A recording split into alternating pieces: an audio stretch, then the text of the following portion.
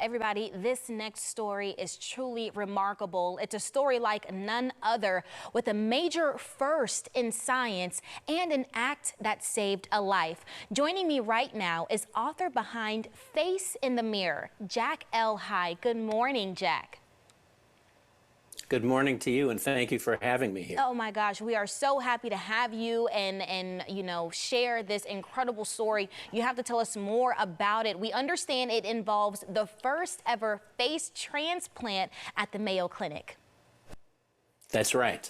And this story really begins in 2006 when a 21-year-old man named Andy Sandnes in the depths of depression decides to take his own life. So he shoots himself. However, he survived that shooting, but grievously injured his face.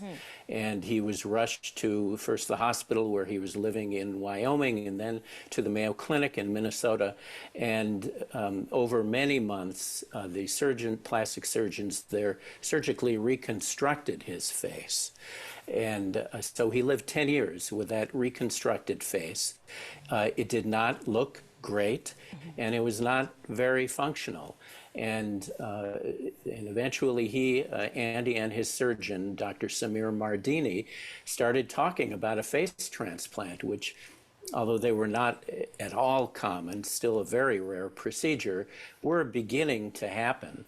And the face transplant did happen in 2016 after much preparation that Andy went through as the patient and Dr. Mardini and his team went through. They practiced on cadavers for 2 or 3 years on the weekends.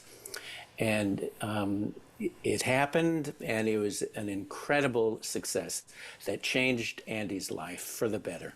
And that is such a great story to know that he was able to, of course, overcome that. And we have already known that this procedure has already proven to give patients a second chance at life. Can you touch on that? Yes. One thing that many people might assume about face transplants is that they are primarily cosmetic procedures to improve the patient's appearance. And while that is part of the goal of a face transplant, it's not the main purpose of the transplant, which is to improve the function of the face in someone who has a very injured face. The face is so important in our lives.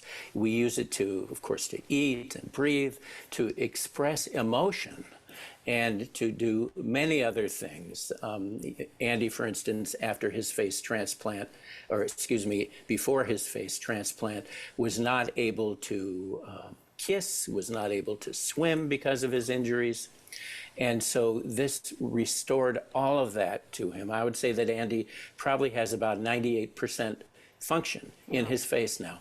Plus, he looks great, as you can see in that image that's on the cover of the book. And then in other ways, Andy's life turned for the better. He ended up marrying one of his nurses at the Mayo Clinic. They have 2 children now. And so his life has completely turned around. So many things that you mentioned there that, of course, we might take for granted or don't think about, that our face helps us get through every single day. Simple things like emotions and expressions. But for someone who has to go through this procedure and readjust their life, what's the emotional and psychological journey of living with a new face? The psychology of it all is so important, as you suggest. Andy had to go through a complete psychological evaluation before the face transplant to determine whether he was the right kind of patient.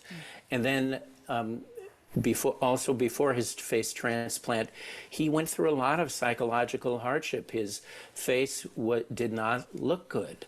And so people responded in a variety of ways to him when he went out in public.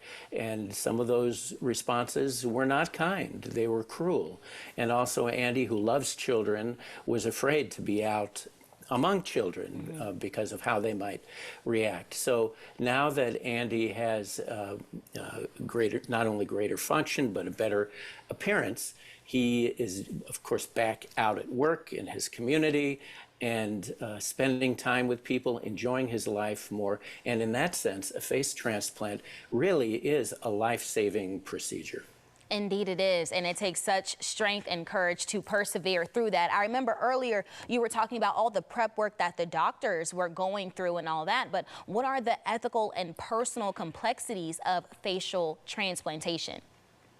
Well, for the patient, there's a great deal to consider. It's not an easy decision because, like any person who undergoes an organ transplant, Andy has to be on medication for the rest of his life to suppress his body's immune response. And he cannot skip days or take the wrong number of pills or anything like that. He has to stick to it. And then ethically, there are questions that people think about. For instance, the donor and the donor's face. Will the patient look like the donor? And that's something that sometimes people worry about. But in fact, it isn't true. The patients rarely look like the donor after a face transplant because all of the facial tissues are put upon the underlying foundation, that is the patient's face. So there are a large number of complexities, and Andy has to stay out of the sun now because of his suppressed immune system. He has to avoid certain foods that might disrupt his medication. So it's a lifelong decision that he made to undergo this. This is such an incredible story. I am definitely happy that you joined us this morning to share it. And for people who are interested and also want to learn more, where can they grab a copy of the book? Well, any bookseller, bricks and mortar or online bookseller, should be able to order this book. It's today is the release date for the book, so it should be everywhere now, and people shouldn't have any problem. Awesome. Thank you so much, Jack, for joining us this morning. I really appreciate you and your time. Everybody go out and grab a copy of that book.